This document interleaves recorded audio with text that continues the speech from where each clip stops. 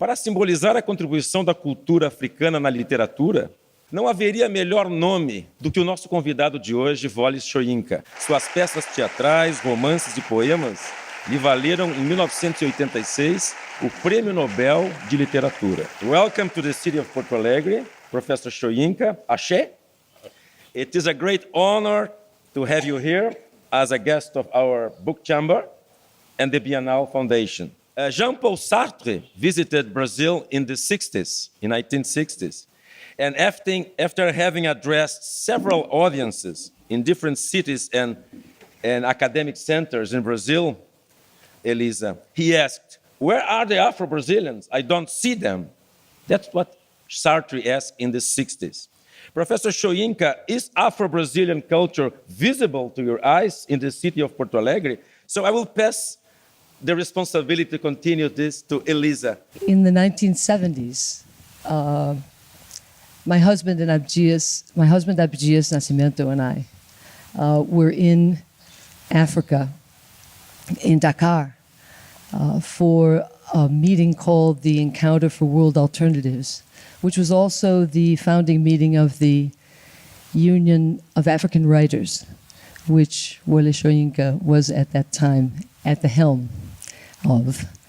And in the company of Sheikh Anta Diop and Carlos Moore and others, we were able to witness his commitment to the idea of Ogun Abibiman. Ogun Abibiman is a title of one of his most famous poems. And the word Abibiman comes from the Kiswahili and is one example of the identity of African Black peoples above and beyond ethnic specificities. And there are several words in African languages that denote that identity. And I think the commitment that he has shown to the Black people of the diaspora is something that flows from his Ogunic force. It comes from the soil of Africa itself and meets so many of his relatives here in Brazil. So perhaps that is one of the reasons that Brazil, as Cuba and other countries of the Americas, have been focus of his attention. And I also want Gilberto to observe how important it is for the biennial in Porto Alegre, the Mercosul biennial, to adopt the theme of the triangle, the Atlantic Triangle, with this emphasis on the importance of the African origin of culture in the Americas and in Brazil specifically. The other countries of Mercosul as well, Argentina, Uruguay, even Chile as well, because this is an area that has not been explored, particularly when we think about contemporary art. And the importance of that new approach that you have mentioned to me, which is the idea of bringing the makers of that culture themselves as protagonists of the biennial, as protagonists of the way the art is to be shown and produced, is also a very new innovation in Brazil. My husband Abdias denounced the way that in Brazil, often African Brazilian culture is spoken of or represented by those who consider themselves the authorities and who are not the makers of that culture. So I think that is a very important novelty, which the presence of our guest represents in a hugely dignified way. Own literary work has shown that rather than needing to reinterpret Greek myths through an African lens, we have the African myths and cultures as the base of an autonomous creative tradition that has its own foundations and actually are earlier than those which we normally think of as the first, for example, dramatic traditions. We have the habit of locating those origins always in Greece.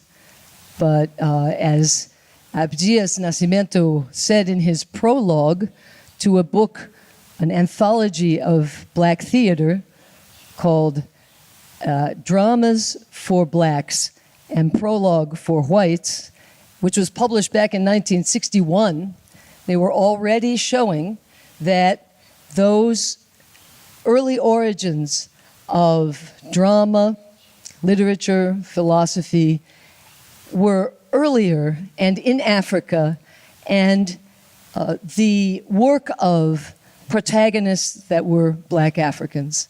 So that is a very important part of what he represents. And in 1977, in the context of the Second World Festival of Black and African Arts and Culture held in Lagos, Nigeria, it happened that Abdias was a colleague of Professor Soyinka at the University of Ife, and the Brazilian government had already confiscated his passport and did everything it could to make sure that he was unable to speak at the colloquium, which was the political and intellectual forum of the festival. And his thesis that he would present was printed by the University of Ife, and we put it under in our little Brazilian Volkswagen and drove to Lagos and registered as observers and distributed that among the African and diaspora delegations who were there. And the veto that was made by the government of Brazil, together with the governments that were running the festival, was essentially opposed and broken by the force of Ogun, of Wole Soyinka, and many other intellectuals and activists who were there at the time. And that book was published the next year here in Brazil under the title, The Genocide of Blacks in Brazil. This book had a preface written by Professor Soyinka, which told that story, and has just been republished here in Brazil, O Genocídio do Negro Brasileiro. And it's not a commemorative edition. This edition is a continuation of the same struggle, because we have in Brazil at this moment not a metaphor, but a true situation of genocide. The reason that the word genocide is used by those who oppose the enormous proportion of Black deaths among the murders of which Brazil is now the champion in the world, going much farther in a 3-year period. 192,000 homicides were committed in Brazil, a number larger than all the 12 wars that were happening in the world at that time, including Iraq, Afghanistan, Colombia, and many others, Israel and Palestine, all put together in one 3-year period. This situation has not changed, and the victims of that violence are black. And the reason for that is still racial discrimination. We just had here the launching of the Oxfam report on inequality in Brazil, which showed the same situation. And we also witness, Professor, today, even in a country where the African religious matrix is evident and is seen often as a tourist attraction, but we have witnessed a wave of violence against the African Brazilian religious communities that has been very intense. And so we know that as we republish this book, you are with us again in confronting those situations. And Ogun is with us again, as the documentary that we saw yesterday. I had the pleasure of seeing the documentary by Eliane Marques and Tiago Piragira and Adriano Migliavaca, and the readings of your work, which inspire us to go on with this struggle. And I didn't want to, I know I'm sure I'm speaking too much, but I did want to give a small witness to Professor Soyinka's effort to celebrate Afro-Brazilian heritage in Lagos in 2013 at the Lagos Black Heritage Festival, which was a celebration of the Afro-Brazilian traditions that survive in the Lagos community of those who returned from Brazil to Africa, and unfortunately did not have enjoy the support of the Brazilian government, but did have the opportunity to have an exhibition of Abdias Nascimento's paintings by sending the digital files and reproducing them, and also performance of his play. And at that festival, perhaps the most telling initiative is the exhibition of artwork by children organized in the schools of Lagos, children from 6 years old to 14 years old, called Vision of the Child. And that year, the theme of the exhibition was 1001 Faces of Corruption. So the children did these artworks on their different interpretations of the blight of corruption, which the fight against that, I think, is something that we in Brazil share with Wole Soyinka in his Ogunic strides toward a new and better future. And so thank you very much for being with us.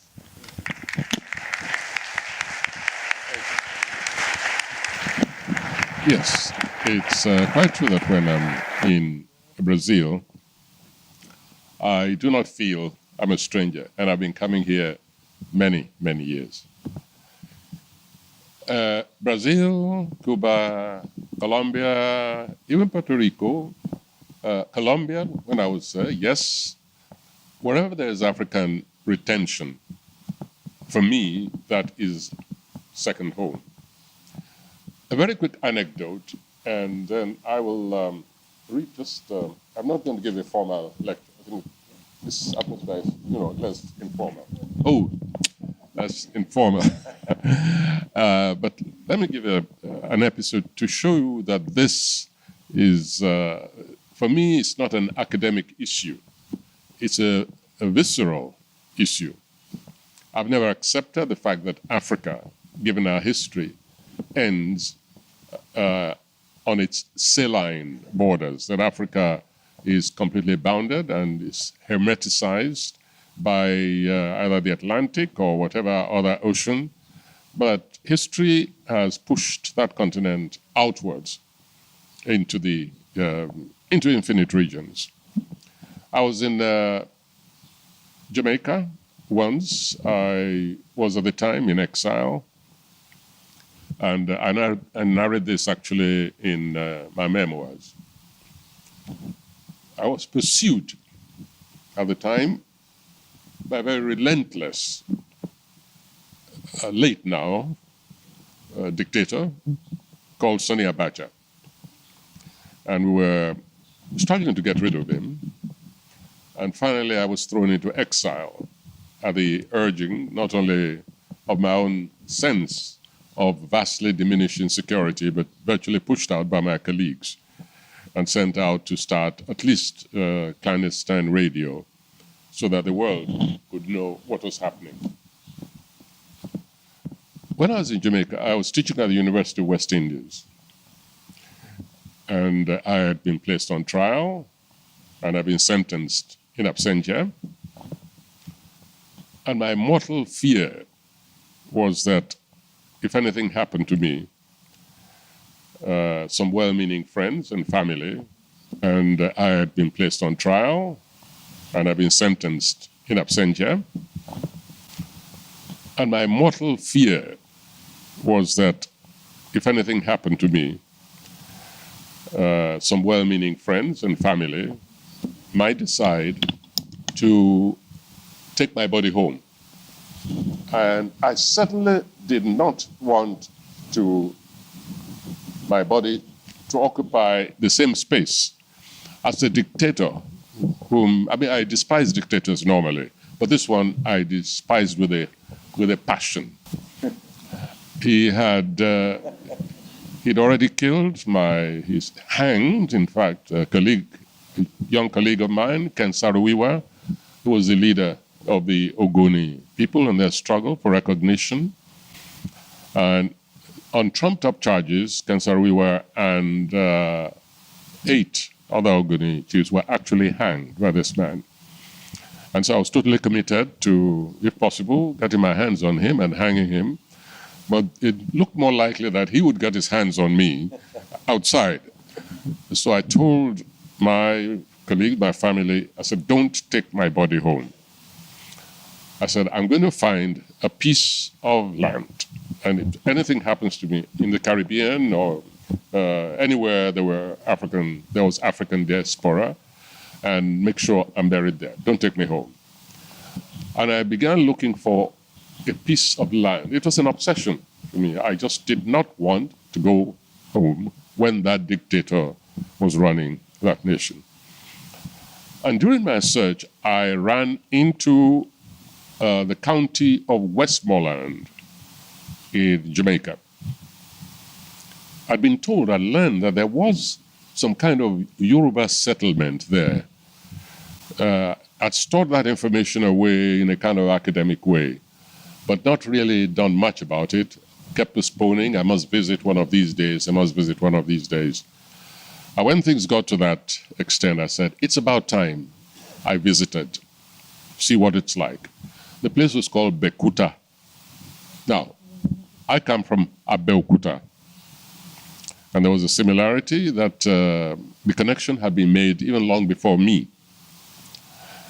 So I finally visited there, and sure enough, met the old lady who was the one surviving member of the family which fled their slave masters, fled up the mountain, and they looked for a place to settle which reminded them of home, Abeokuta.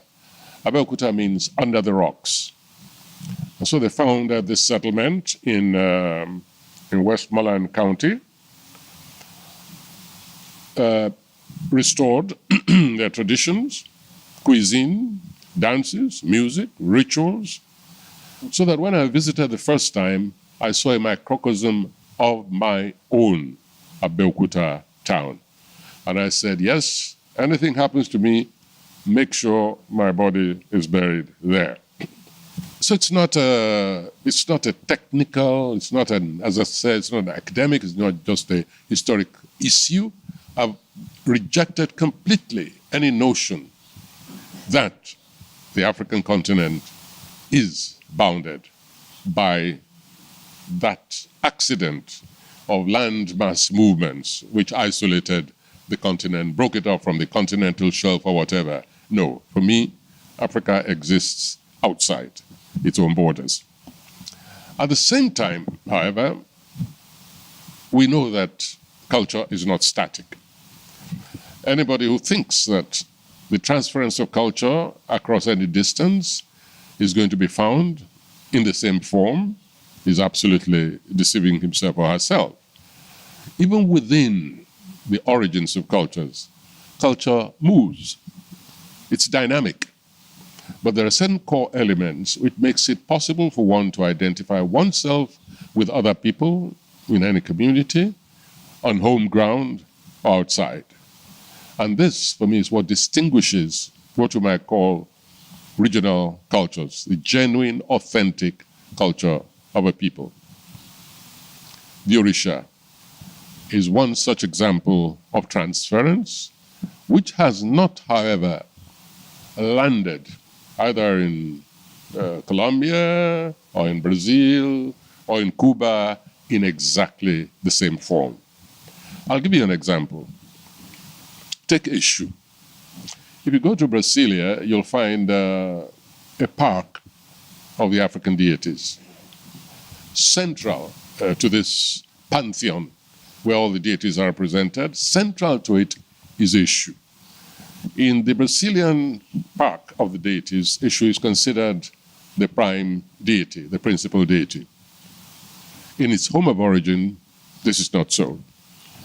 Eshu is an important member of the pantheon of the deities, but Eshu in African society is, in Yoruba society especially, where he belongs, he's the messenger of the gods, but at the same time, he is the gatekeeper to the principle of divination, which is the province of Orunmila.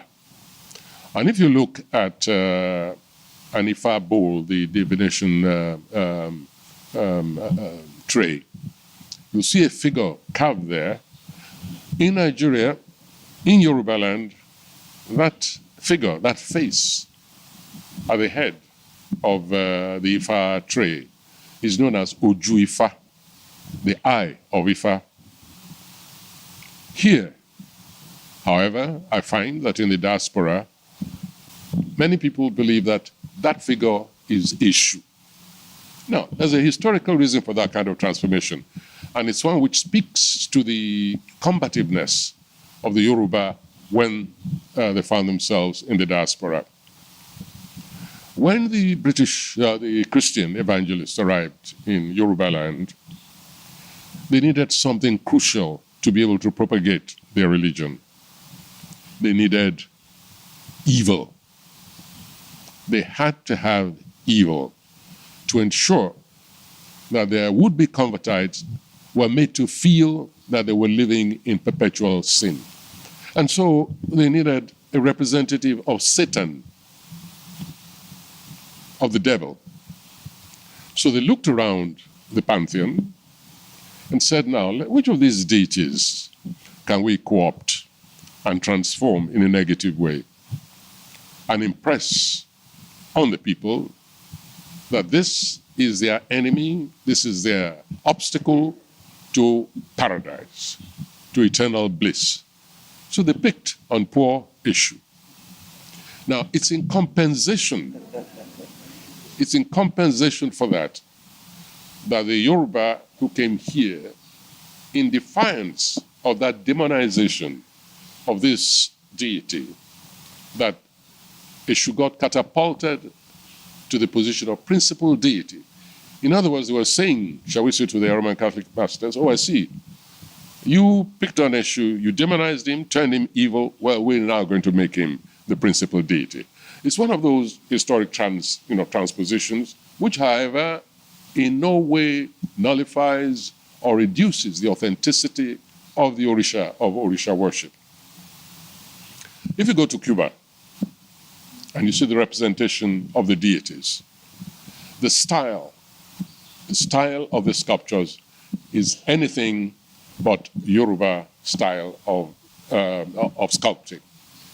It's very realistic in Cuba, same as in Brasilia. Quite unlike the eerie, the floating deities of El Salvador on the artificial lake. I had to phone to remind me where I first saw these sculptures, and then she informed me even the name of the sculptor, Morena. So the point of this is that every generation, every society interprets and reinterprets the deities in their own way, in their own image, in relation to their own histories. And one of the sad passages of African history is that very often they had to come back to the recovery of their own culture, their own identity, through European eyes. All that is coming towards an end. African society is reclaiming its own history, and I believe that the co-option of African images and African presence in events like the Bienal here and the book fair go a long way towards that restoration which is long overdue.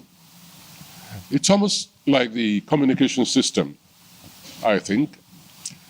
The Nigerian nation is next door to Benin, Republic of Benin. But about 30 years ago, to speak to somebody in Benin, you had to go through the exchange box in the United Kingdom, and then goes to Paris, and then Paris to Benin, just next door. And it's the same principle that has applied to African cultures, not just Yoruba culture, that the interpretation which is being adopted, I mean, the conversion, the complete distortion of many symbols of African society, of many habits, of many rituals, the demonization of some of the most sacred principles of African society, that process has been reacquired in many instances by African society themselves, so that when you go to some universities, you find yourself having to argue with people saying, no. You see, this happens to be my religion. This happens to be my society. This is my culture. Let me tell you what the Babalawo, who lives next door to me, how he interprets this or that. But no, tomes have been written. They've gone into the canonical structure of teaching, of understanding African societies. And the reclamation process is what is going on among young Africans, new generation Africans today. Elise spoke about the Festac 77, the Black African Festival of Black and African Cultures. The symposium she talked about was a tug of war. There we found that the obstacles, the opposition, was not even so much this time the European world of intellection, of cultural, of art history, of cultural assessment. No, it was even our very neighbors, the Arab world. They wanted very much, not just to be a part of that festival, but to be part of the integral identity of the African continent. And we said, wait a minute, yes, we are neighbors. We're neighbors, but that doesn't mean that there is no Black African culture. Oh, and then you had the ideologues, the Marxists, the class-conscious protagonists of egalitarian utopia. So this is backward thinking. This is backward thinking. No, you've got to think of Africa, you've got to think of Pan-Africanism in terms of anybody who's ever been a victim. It even became that reductionist, that if you've ever been a victim of colonial or imperialist domination, you thereby became an instant community. We found that appalling. The Arabs have their own culture. It's a very valid one. Lots of the history of Arab culture is one to which, in fact, the European world owes a lot. But it is not the authentic African history. And so this became a real battle. And while you have, on the one hand, somebody like Abdias do Nascimento, efforts being made to exclude him, you had the Arab world bringing their own culture once again, and I say once again very deliberately, once again to dominate and become new imperators of the African continent. I said once again simply because the slave trade was not only in one direction. The trans-Saharan slave trade preceded the transatlantic towards Europe and the Caribbean, and even outlasted it. And we're saying, yes, we may share certain things, but we also are differentiated by certain things, by memory, in addition to even the actual cultural realities, by economic strategies, economic relationships, by history and so on. We say, just give us some time, give us equal time to reconstruct the African identity and reconstruct it in the direction in which history has already taken it without any artificiality. And it's that mission, in fact, I don't like to use the word mission because it sounds like something outside oneself. Let me just say it's that process of recovery that dominates some of the cultural strategies which we have adopted. She mentioned one of them, the Lagos Black Heritage Festival, one of whose features, the most fascinating for me and the most rewarding, was its addition of what we called the black in the Mediterranean blue.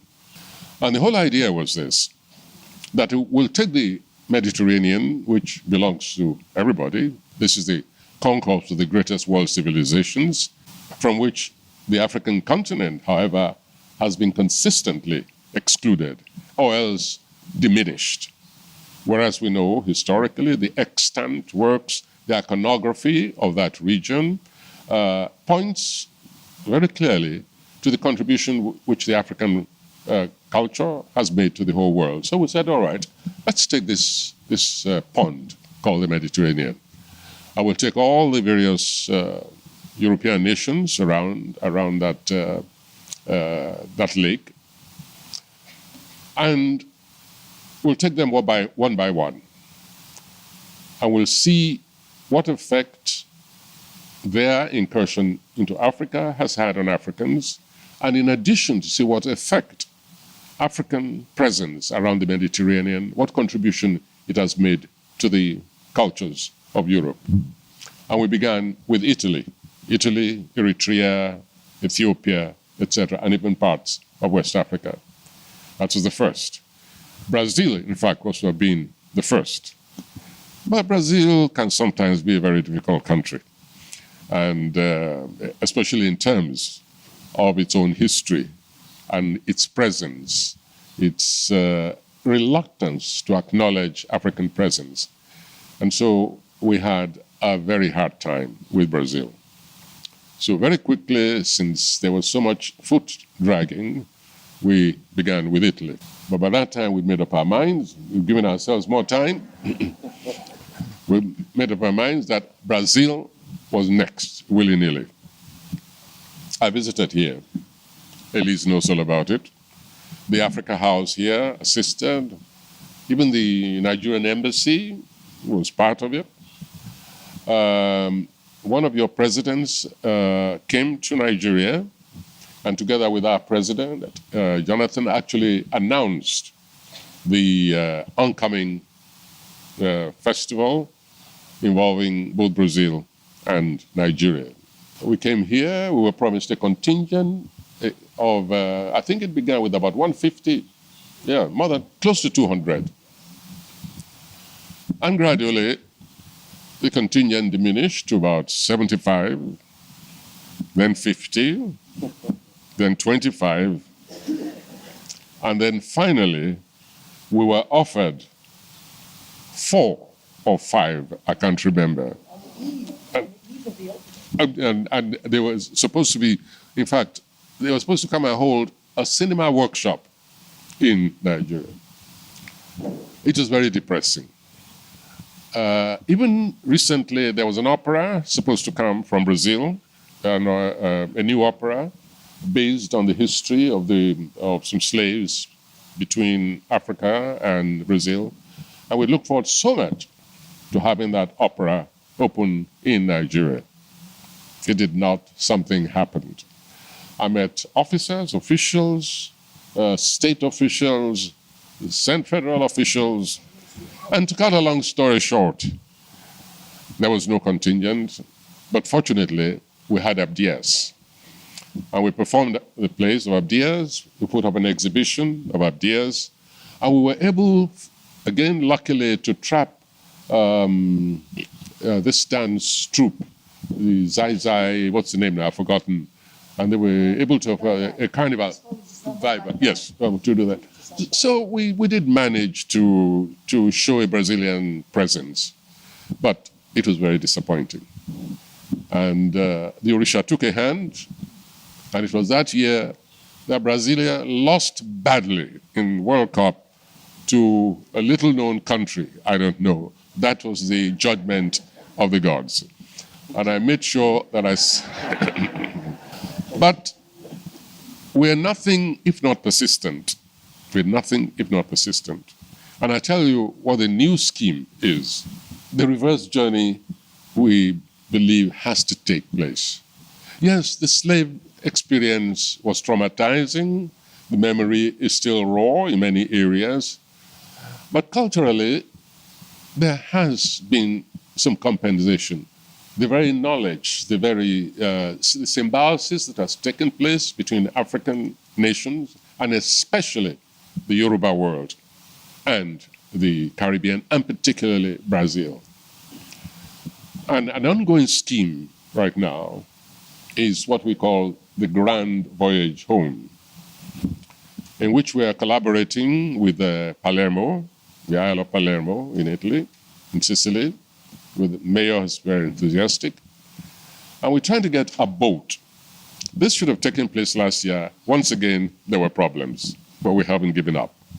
And the whole idea is that the boat will take off from Palermo, and that those who want to participate will fly from Brazil, from Cuba, from Colombia, wherever, to Palermo, and the boat will take off towards North Africa and hug the West African, the North African and West African coast, stopping at those towns like Essaouira, like Dakar, Ghana, Algiers, of course, which have played a very strong role in the history of the trans-Saharan and transatlantic slave trade. And on the boat will be exhibitions, performances, will be lectures, seminars, will be a constant. It's like going to be a moving feast of the annual African festival. Only this time it'll terminate in Lagos itself. And there'll be the worshippers from the Orisha worshippers from Brazil, just what we've always planned and what we think is coming close to fruition. One of the greatest dreams we have is to have a parade on one side of the Orisha worshippers from Brazil, and on the other side, the traditional Orisha priests and shrine leaders, and to have an ecumenical meeting, a dialogue between what the culture of the Orisha has become here, the way it's been transformed, and what it is in origin. It's one event. It's going to be a unique event, not just for the worshippers themselves, but for scholars, the quote-unquote experts who insist on pronouncing on the autochthonous cultures and religious habits and facts of that society. So it's on once again, but this time we're not depending on you Brazilians. You've let us down too badly before, but we're just letting you know. Not the Bienal. Not the Bienal. No, you're making some compensation towards, you're making some redress. Thank you. Some redress. And I think we're even going to shift focus to Porto Alegre in terms of organizing from here. I want to make sure that I place the Orisha worship in its proper context, because one doesn't want to err on the other side and return the Orisha worship into a kind of ghetto categorization. Sometimes I use the expression invisible religions. When I use that expression, I'm talking about invisibility from the other side. In other words, everything is invisible to a blind person. And if the world does not know about the Orisha, it's not really that the Orisha are invisible, but that the other side insists on being purblind towards the lessons of the Orisha. The meaning of Orisha is ecumenism. If you want to look for a word, a theological word for Orisha, it's ecumenism, tolerance, a recognition in all aspects and as represented in all the deities that truth is a permanent quest. Truth is not doctrinaire. That humanity is in constant search for truth, and that Orisha is the gateway to truth. So Orisha cannot be oppressive. Orisha has never in its history anywhere fought a crusade on its own behalf, launched a jihad. Orisha does not even believe in proselytizing. Orisha believes that every individual finds his or her own Godhead. And that is why in a traditional compound, you will have side by side Ogun, Shango, Oshosi, Yemoja, Oshun, within the same family. And there's total harmony. And when the gods have their rituals, let us say it is Ogun season, it's quite normal to see, for instance, the worshippers of Shango also trooping out to celebrate, because the Yoruba understand that these deities are symbolic gateways to the ultimate attainment of truth, which is the permanent search of humanity. Let me end with one story, because I want to place Orisha in a universal context, what it actually means to us sometimes, and its relationship to other deities. It's a personal story, but I want you to accept that I'm speaking as a kind of surrogate of the Orisha in this respect, in terms of trying to represent the Orisha sensibility. I hallucinated once. It took place in at the Heathrow Airport Hotel, the Sofitel. I had an overnight, owing to a cancellation.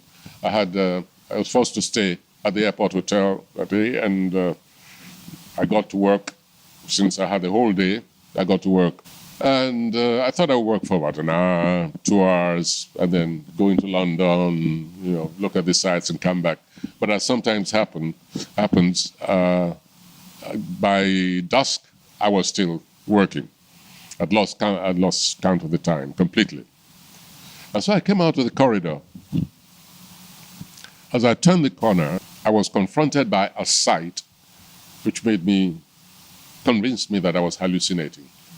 Because I had passed through that passage several hours before I got to work, and suddenly there were goddesses everywhere, floating around and walking on padded feet. It was like as if the rainbow had fragmented, and the shards of the rainbow were just occupying all the space, the corridors. So I ducked back into my room. I said, what was this I just saw? Then I thought, could it be I was dead? Are these creatures from the outer world? Actually, it wasn't a bad sensation, feeling you're dead. It was rather nice, because I was feeling and I was seeing things. So my coffee cup was still there, where I'd brewed some espresso, and television set was there. So I said, well, okay. Then after a while, I said, let me go and check on this thing I saw just now. If they are goddesses, then I will represent Ogun at this convocation of gods and goddesses. So I came out. When I came out, everything had disappeared. They all vanished. So I walked very slowly to that same area near the lift and the stairs. We had seen all these extraterrestrial beings in multicolored. And when I got there was a balcony. I looked over, and there it was. A wedding was in process, an Indian wedding. And seated at one end was the god Ganesha, the elephant. So I stood there, all the travelers, the voyagers, they were all around, the drinkers with paused, watching this scene and the beautiful ceremony of this Indian wedding. It just occupied me for the rest of the day, and I was not alone. It was, instead of the usual three-piece suit, tuxedo weddings, which you normally associate with England, that entire place was transformed into a temple from the Asian world. And from that also, that scene, I was transported to my own society, where the habit of Ashwebi, as you know, the Ashwebi, which is the kind of gaily, beautiful costumes which are worn at weddings, in which the family expresses solidarity by dressing in the same costume, but with variations. It was identical to that. And this is how women show solidarity with one another, in which they are declaring, I'm a member of the family of that bride. I'm a member of the family of that bridegroom, not just extended family, but friends and everything. They take the same costume, and they have the same principle of human solidarity at events which are crucial, which mark the milestones of the family, the community, etc., etc. And then my mind, from that colorful scene, that flotation sensation, my mind then drifted from the Indian world to the land of the Orisha, and then to the land of the Orisha transported here. And my mind went to those floating deities on the lake, the El Salvador. And this, for me, was the expression of that Yoruba world as interpreter, in fact, of the humanistic religions. Sometimes I use the expression the secular religions, because the Orishas are never aloof from humanity. They're not like what I call the unicellular gods, who remote elsewhere, gods who can be converted to evil, as is happening today with movements like Boko Haram, ISIS, and so on, who declare that they are religions of peace, but in actual fact turn the world into a slaughterhouse, all in the name of piety. It is not possible to manipulate the Orisha in that way. On the contrary, the Orisha brings humanity together, expresses a unified Godhead, says to us, in the words of that Muslim sage, Tierno Boka, known as the sage of Bandiagara from Mali, says to us that truth is manifold. There's your truth, there's my truth, and there is the truth. Orisha say, come to the Orisha and be wise. Thank you very much. Professor Soyinka, during these 2 weeks, we collected questions for you. What do you read when you go to bed? The truthful answer to that is that by my bedside, I have a stack of books. In the toilet, I have a stack of books. And I read from book to book, so that it can take me a month to actually finish some of those books. In what order I read them, I do not know. It's a question of temperament. And the reason it takes so long is that by the time I've got to bed, I'm already tired. And the next thing I know, the book is falling down and I'm dreaming. But if you ask me, ideally, what of these various books which I have by my bedside, ideally, if I had to pick one and say, this should be my bedtime book, I think it'll be the poetry of Khalil Gibran, which is one of my favorite poets. So, and Khalil Gibran is very much an expression of what we've been talking about, this ecumenical spirit. So if I had to choose a book to send me off to sleep, it would be the poetry of Khalil Gibran. Thank you.